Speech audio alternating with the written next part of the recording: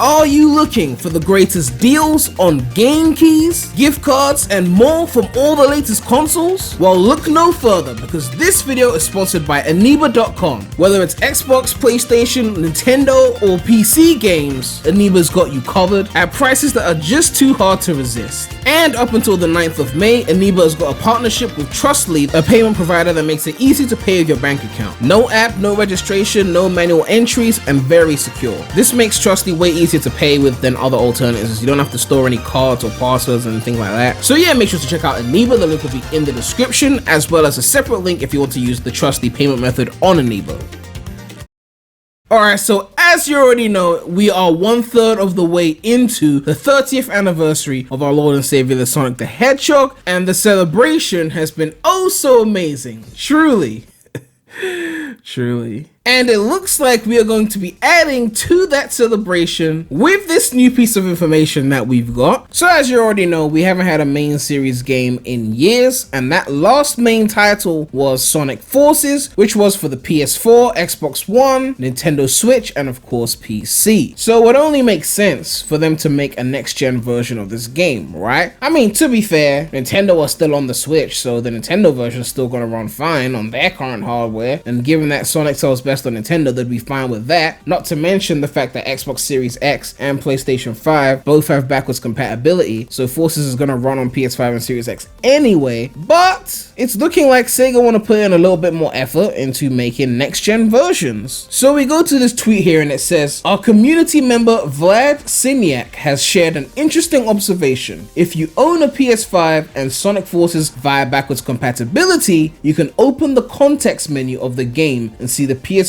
Sonic Forces line. This version is locked as of now. We are looking forward to more news and updates. So if you don't know how it works when you have a PS5, which I have a PS5, but I don't have Sonic Forces on PS4 because I copped it on Switch and PC, so I can't actually test this particular game. But as a PS5 owner, yes, you can actually run both the PS4 version of a game as well as the PS5 version of a game. So for example, I have Balan Wonderworld on my PS5, and the PS5 version runs at like 4K and has adaptive trigger support and all that stuff, but the PS4 version runs at a lower resolution and doesn't have that support. I can choose if I want to play the old version via backwards compatibility or the new version just by selecting it in a menu. So to provide context to this, Forces didn't actually get a PS5 version before. It was running on backwards compatibility, which means that there should have been no PS5 version available in the options. But obviously now there is a PS5 version available in the options, meaning that they're saying one exists. But of course, they're saying when you select the PS5 version, it shows up with a padlock. Now for the viewers who have a PS5 as well as a PS4 copy of Forces, you can test it for yourself and confirm. But again, I'm not going to buy the game to test this because, well, it's Forces. But these images do not look spoofed in any way. So the most likely conclusion here is that they are going to be releasing a PS5 version of Sonic Forces. Now this ties into basically what Zippo was saying with the whole re-releases and things like that. Even the thing I covered before in the previous The Sonic Roundup video, Forces was mentioned in those list of games. Now you're probably thinking, Prem, does this even count as a remaster? It's just a next-gen port, right? I mean, if this was PC, this wouldn't, account for anything. But, when it comes to consoles, companies have been able to get away with calling things a remaster simply by up-resing, okay? I'm not saying they're gonna call it Sonic Forces Remastered, but I do want to highlight the fact that it is going to be a better looking version of the game, at least for consoles. This will be the best way to experience the game on console, hence the term remastering. But don't expect any big deal shit. It's literally just gonna be an up-res, call it a day,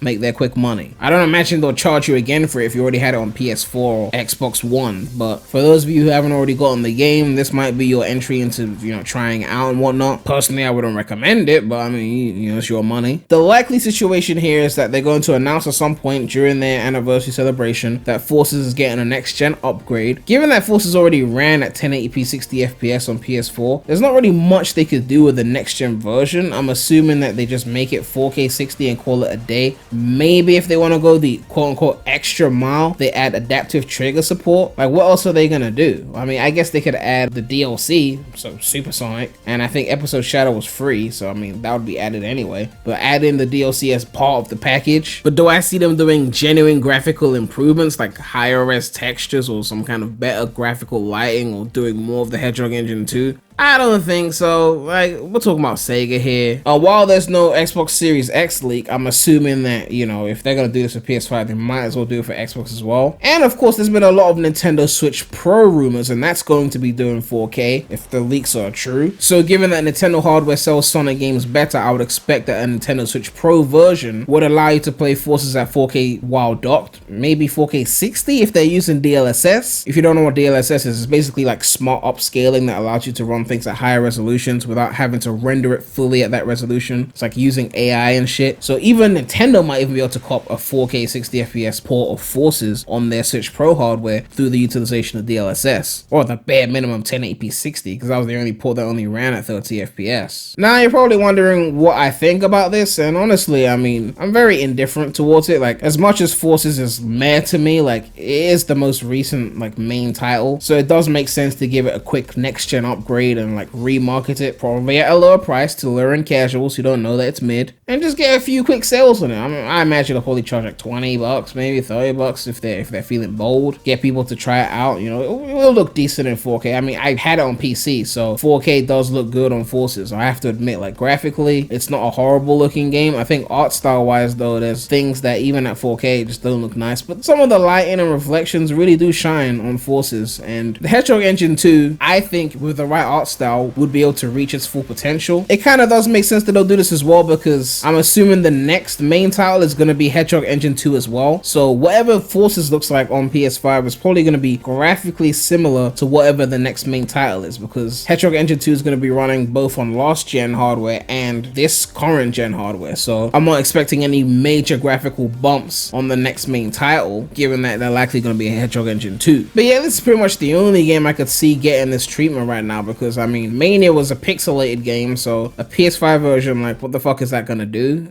I guess, like, what will they do with that? I guess they could do Team Sonic Racing, that could work, but of course that would involve supporting the game, and they stopped doing that about a week after the game came out. But in terms of main titles, Forces was the only one on PS4. Lost World was on the Wii U, Rise of Lyric was on the Wii U, which wasn't really a main title, but I mean, the way it affected Sega, it might as well have been. And before all of that was Gens, which was on the PS3, and since there's no native PS3 support, there's no way we'd get Gens on PS5 without a full-blown port, without Sega having to put in the extra effort to port it, since there'll be no backwards compatibility to leech off of. And I'm not saying they wouldn't port Gens, I'm just saying that in terms of ease of upgrade, Forces is the only one that's really gonna get that, aside from, like, again, TSR. But I do hope that eventually they go the extra mile to port some other shit that is, you know, not Forces, like some stuff from previous generations. Like, we want to see the adventure era games, let's say 1, 2, and Heroes. I mean, especially if the remakes aren't happening, like, definitely port them then. Preferably without purple borders, Sega. We want to see, like, the boost games, like Generations Unleashed on next gen. They're not gonna do much, they're just gonna up-res it. Like, I mean, I made a whole video on Sonic Unleashed Remastered and how I would tackle it. Like, if they were to go the extra mile and do the shit in my video, like, I would love them forever. Of course they wouldn't. A standard up-res and maybe 60 FPS is all we can hope for. But I really do hope that they get into, like, porting their back catalog at some point. We already know about Sonic Colors Ultimate, that's coming, you know, that leak. And I guess that is a start, but, you know, it's Colors, and I really want something else that, you know, isn't Colors.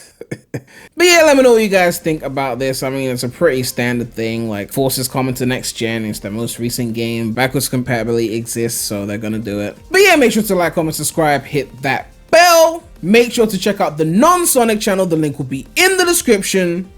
But that's all I have to say right now. So, the Remy out.